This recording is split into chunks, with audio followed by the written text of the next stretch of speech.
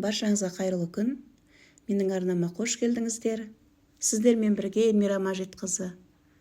Бүгін қазіргі таңның хит салаттарының бірі қытырлақ баклажан салатын дайындаймын. Алдымен баклажанды салқын суға жуып, сыртқы қабығын аршып, ірілеу етіп турап алып, үлкендеу ыдысқа салдым. Екінші ыдысқа салат жапырағын салып, үстіне тұзын қосып, салқын суда араластырып, жарты сағаттай қойып қойдым. Жарты сағаттан кейін орамалдың үстіне баклажанды суынан сорғытып кептіріп алдым.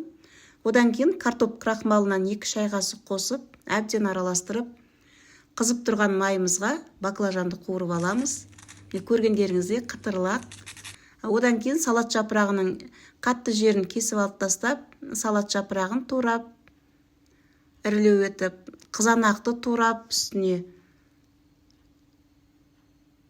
татымына қарай тұзды, соусты қосып, әбден араластырып алдым.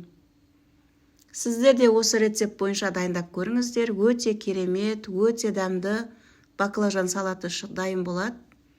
Міне бәрін араластырып болғаннан кейін тарелкаға салып, үстінен сырды қойып, осылай әдемілеп дастарханымызға қоямыз.